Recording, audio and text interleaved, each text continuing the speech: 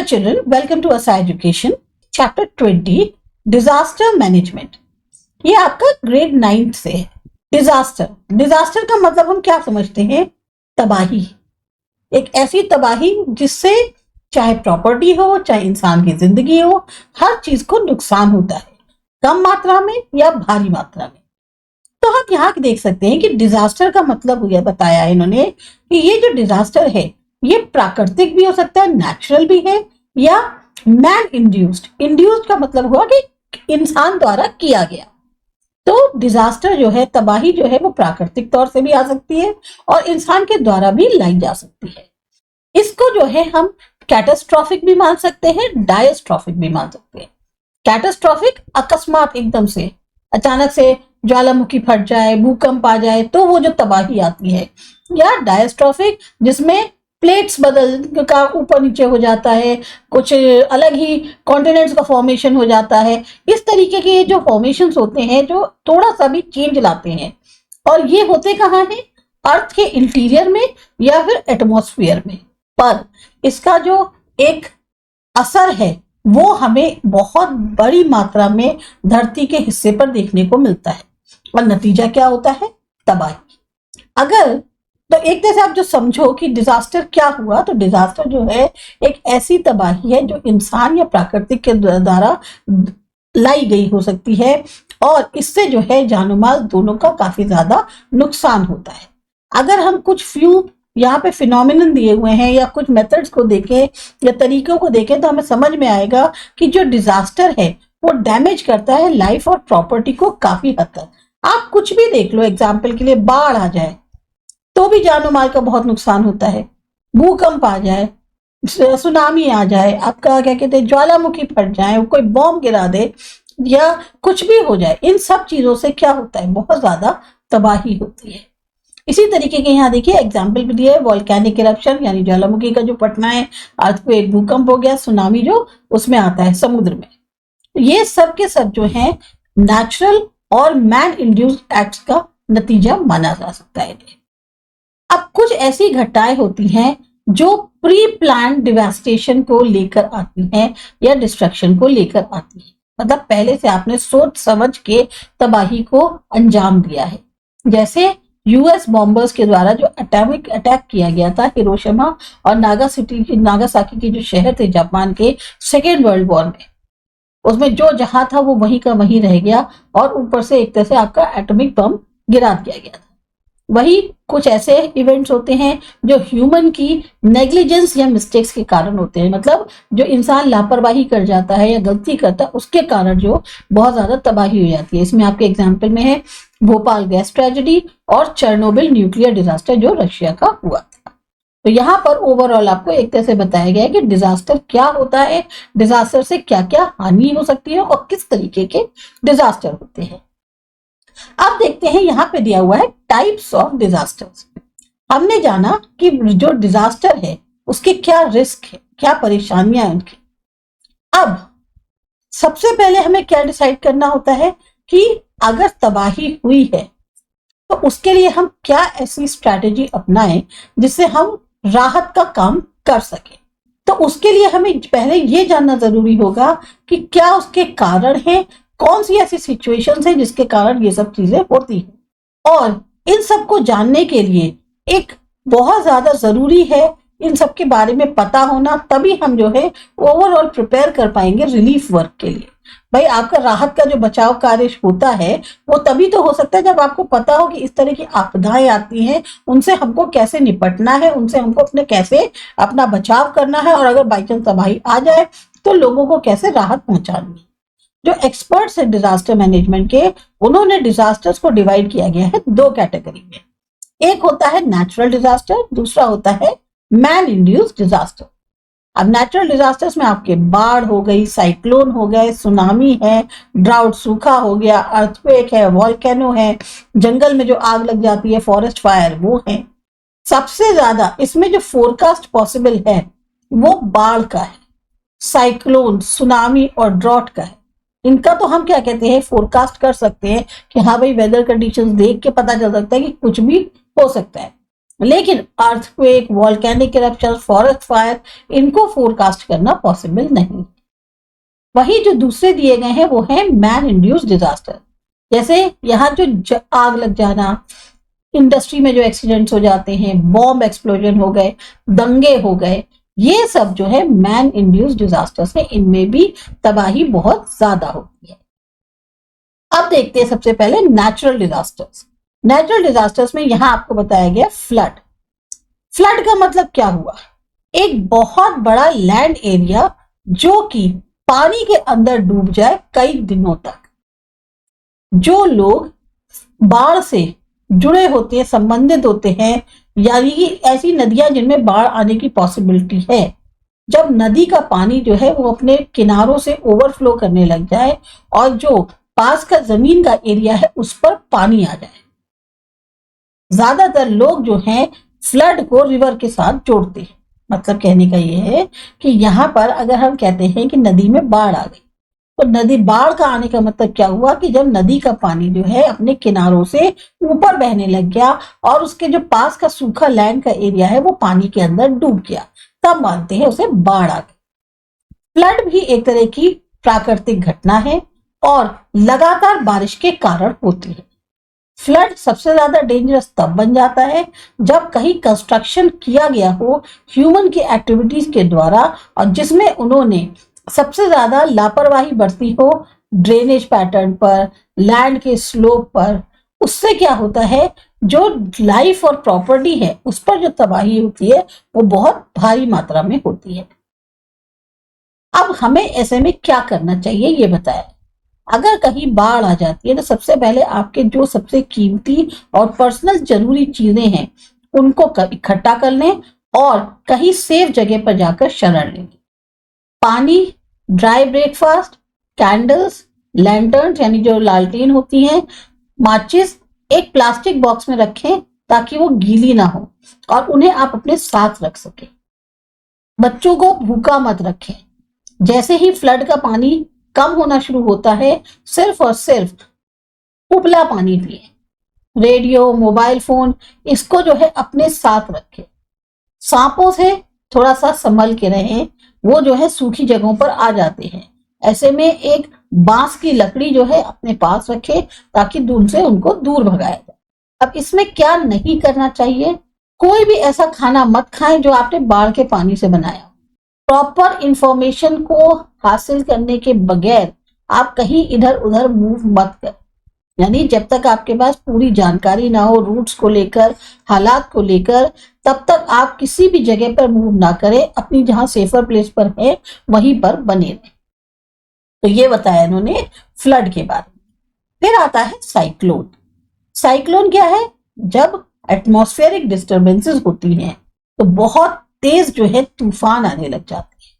यही जो तूफान है ये कहलाते हैं साइक्लोन इंडियन सब कॉन्टिनेंट। हरिकेन या टोर्नेडो इन्हें कहते हैं यूएस में। टाइफून जो कोस्ट है चाइना के या जापान के, वहां पर इनको ये नाम दिया गया है। ये सब होते हैं एटमॉस्फेयर में डिस्टर्बेंस के कारण। और जो तूफान आते हैं तो तूफान के अलग अलग नाम हैं। इंडिया में साइक्लोन बोलते हैं, यूएस में हरिकेन टोर्नेडो बोलते हैं और टाइफून जो है कोस्ट ऑफ चाइना या जापान में। ये बहुत सारे ऐसे सीवियर हम कह सकते हैं एटमॉस्फेरिक स्टॉर्म्स हैं जो कि क्रिएट होते हैं अनइक्वल एटमॉस्फेरिक प्रेशर के कारण। ऐसे जो स्टॉर्म्स हैं, साइक्लोन्स हैं, ये बहुत बड़ी तबाही लाते हैं, खास तौर से उस एरिया पे जो जहां से ये पास होते हैं। पता है इसको जो है हिंदी में बवंडर कहते हैं। जो एक वर्लपूल टाइप का पानी में बनता है ऐसे ये हवा में बनता है, इसको बवंडर कहते हैं। इसके जैसे कहते हैं जहां जहां से ये गुजरता जाता है वहां वहां से जो जो चीजें इस एरिया की उसके अंडर आती जाती है वो सब खत्म होती जाती है। और इसके जो तबाही के असर है वो आप खास तौर से जो कोस्ट है ईस्टर्न इंडिया के या कच्छ के, सौराष्ट्र के, वहां सबसे ज्यादा महसूस कर सकते हैं। अब ऐसे में जब साइक्लोन आता है तब क्या करना चाहिए? सबसे पहले तो जो न्यूज बुलेटिन आ रहे हैं टीवी रेडियो पर, उनके ऊपर जरा ध्यान रखें कि एक्चुअल में आपको पता रहे कि तूफान आने का सही समय क्या है, कि मतलब कब तक आने की उसकी उम्मीद है। जो लोग रेडियो से सुनते हैं उनको हमेशा अपनी एक्स्ट्रा बैटरी रेडी रखनी चाहिए। मोबाइल फोन हमेशा चार्ज रखें एडवांस में। अगर आपके पास पावर बैकअप है तो उसको भी पूरी तरह से एडवांस में चार्ज रखें। जो भी इंस्ट्रक्शंस दिए जा रहे हैं, वार्निंग्स हैं, ब्रॉडकास्ट हैं रेडियो पर, उनको जो है ध्यान से सुने और उनके ऊपर अमल करें। अफवाहों से दूर रहें। एडिशनल फूड, ड्राई ब्रेकफास्ट और पीने का पानी अपनी जरूरत के अनुसार स्टोर करके रखें। फूड्स और मेडिसिन दोनों का प्रावधान रखें, जो कि बहुत जरूरी होती है बच्चों के लिए या जो बुजुर्ग लोग हैं उनके। अगर आपको रेस्क्यू टीम कह रही है तो अपना घर खाली कर दीजिए, तो उनके इंस्ट्रक्शन फौरन फॉलो करें। प्योर और साफ पीने का पानी इस्तेमाल करें। अगर आपने किसी शेल्टर होम में शरण ली है जो कि गवर्नमेंट के द्वारा या एनजीओ के द्वारा क्रिएट किए गए हैं, तो फिर उनके इंस्ट्रक्शंस को सुने। उनकी प्रेमाइसिस को बिना इंस्ट्रक्शंस के ना छोड़ें। कोई भी डोमेस्टिकेटेड यानी पालतू जानवर जो है उसको किसी भी पोस्ट से, किसी भी खंबे से, किसी भी चीज से बांध के मत रखिए। अगर वो फ्री है तो वो भी अपना बचाव बहुत सही तरीके से कर सकते हैं। फिर आता है क्या नहीं करना चाहिए। आप जो भी गॉसिप है, र्यूमर्स हैं, इन पर ध्यान मत दीजिए।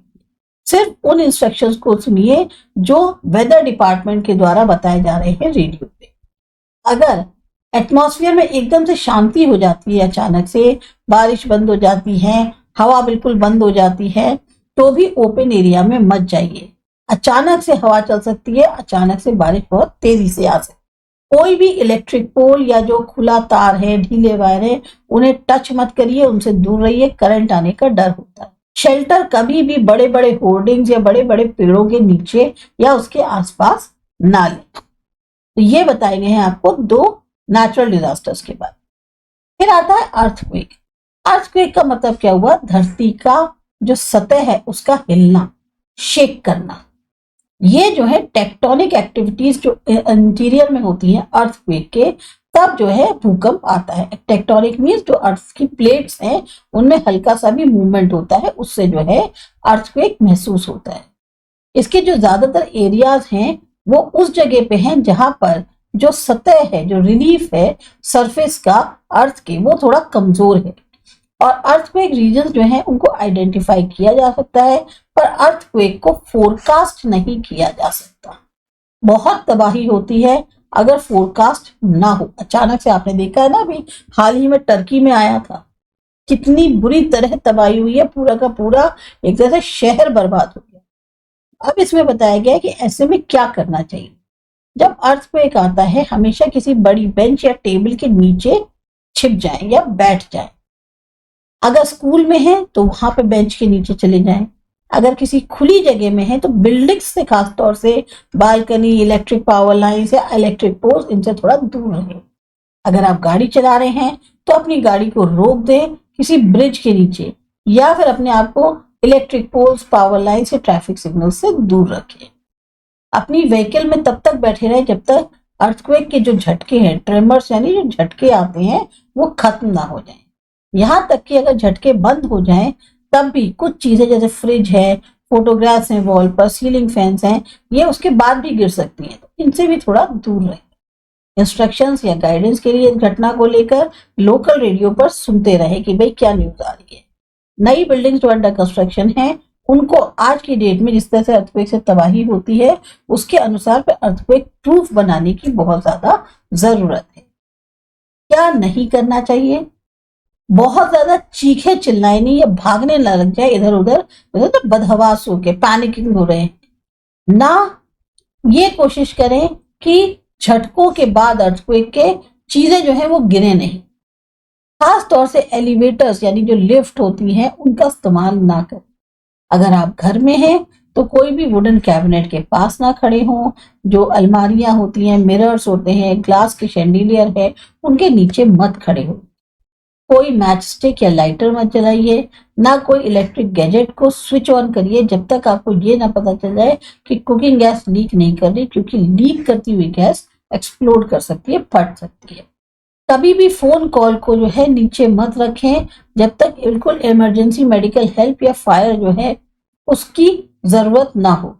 यानी कि फोन कॉल जो है वो भी आपकी बाधित कर सकती है। अगर आप फोन कॉल करेंगे तो वो जो टेलीफोन नेटवर्क है उसको जो है वो बाधित कर सकता है, और जो रिलीफ का काम चल रहा है वो भी ऑब्स्ट्रक्ट यानी उसमें भी बाधा पड़ सकती है। तो जब तक जरूरी ना हो बिल्कुल तब तक फोन भी मत करें।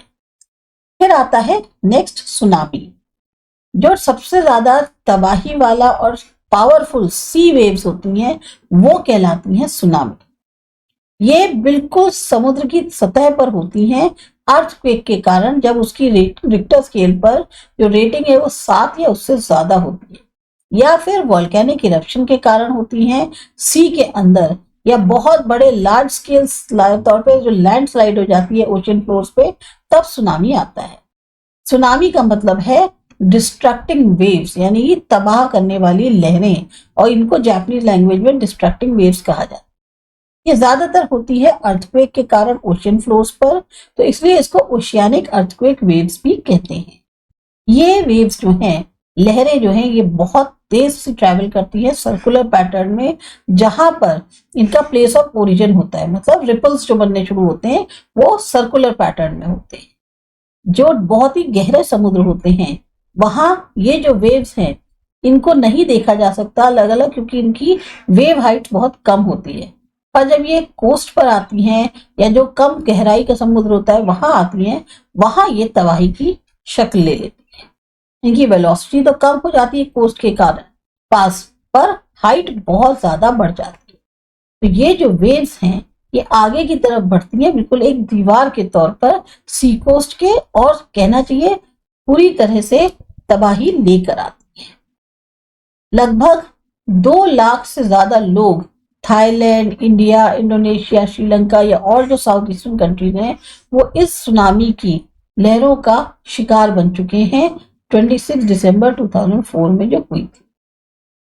आज के जो मॉडर्न इक्विपमेंट्स हैं उसमें फोरकास्ट और एग्जैक्ट टाइम जो सुनामी का है उसको प्रेडिक्ट किया जा सकता है, और इसके कारण आगे आने वाले भविष्य में बहुत सारी डेथ्स जो हैं वो रोकी भी जा सकती हैं अगर सही तरीके से प्रिकॉशंस किए जाए।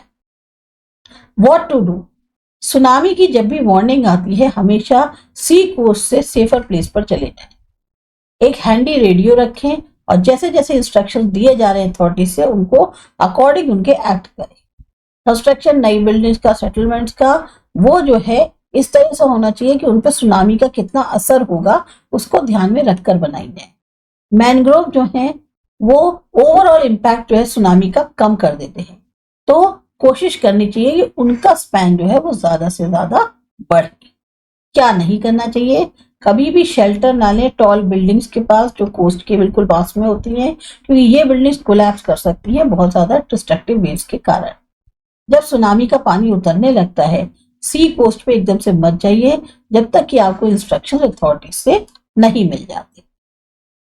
फिर आता है ड्राउट। ड्राउट भी एक बहुत ही ज्यादा तबाही लाने वाला हैजार्ड है, जो कि बहुत सूखा, जो कि लंबे समय तक इसका असर आप देख सकते हो। ये पानी और खाने से संबंधित है, जो कि बहुत ज्यादा जरूरी है लिविंग ऑर्गेनिज्म की एग्जिस्टेंस के लिए। खास तौर से जो ड्राउट की समस्या है ये होती है उन क्षेत्रों में जहां मॉनसून क्लाइमेट होता है, यहाँ रेनफॉल इरेगुलर होती है या बहुत ही नाम मात्र होती है, क्योंकि जो अनाज है, खेती बाड़ी के जो फसल है, फूड ग्रेन्स यानी अनाज है, और जो लिविंग ऑर्गेनिज्म है वो कंप्लीटली किस पर डिपेंडेंट है, पानी पर।